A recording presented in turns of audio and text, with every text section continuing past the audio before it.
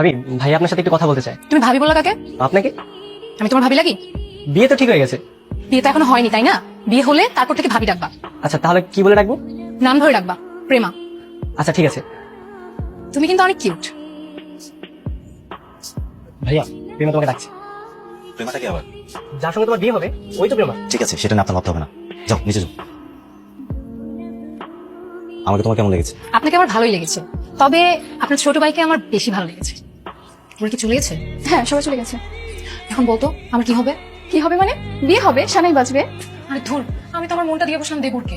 আচ্ছা শোন, এখন কি করবো সেটা বল। যে করে হোক বিয়ের পাত্র বদল করতে হবে। এই প্রেমা, এই দেখ কাকে নিয়ে এসেছি।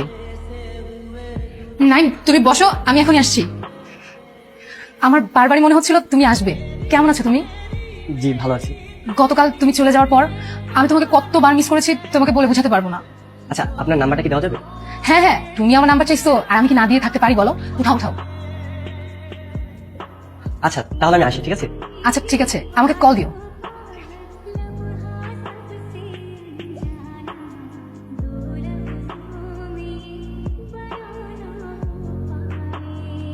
হ্যালো। হ্যাঁ, আমি নিলয় বলছি। ও আপনি? হ্যাঁ, কি করছো তুমি? কিছু না, বসে আছি। আজকে সারাদিন তোমার কথাই ভেবেছি। নাম্বার ছিল না তাই ফোনও দিতে পারিনি। আচ্ছা, আপনার ভাই কি করে? বাবার নাই, পাশের রুমে বসে বসে খেলা দেখছে। ও ডিনার করেছে? ওর শরীরটা ভালো? ও ভালো আছে? হ্যাঁ, ও ভালো আছে, আমিও ভালো আছি। আচ্ছা ঠিক আছে। আচ্ছা শোনো না, জি শুনছি, বলেন। আগামীকালকে আমরা দেখা করি। আসতে পারি, একটা শর্ত আছে। কি শর্ত? সঙ্গে নাইনকে নিয়ে আসতে হবে। আচ্ছা ঠিক আছে। ভাবির সাথে দেখা করতে কি লজ্জা লাগে? ভাই আমি যাই, আমার কাজ আছে। এই, যাই মানে এক পাও কোথাও দিবা না, চুপচাপ এখানে বসে থাকো। আচ্ছা, তো ভাবি যেহেতু এত করে বলছে, লাঞ্চটা করেই যা। কি দেবো সাহেব, কিছু খাচ্ছ না যে?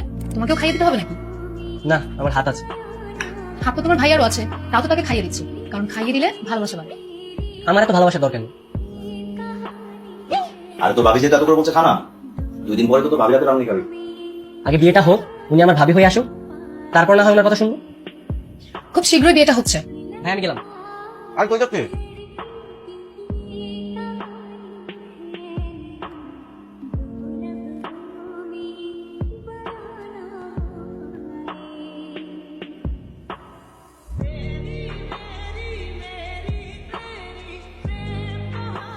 কি হচ্ছে, এভাবে ডেকেছো কেন? তোমার সাথে আমার কিছু কথা ছিল। সেটা বাসায় গিয়েও বলা যেত, এভাবে বলার কি আছে? দেখো, তোমাকে যেন আমি ভাইয়ের সাথে আর এভাবে মিশতে না দেখি। কেন? কারণ আমিও তোমাকে পছন্দ করি।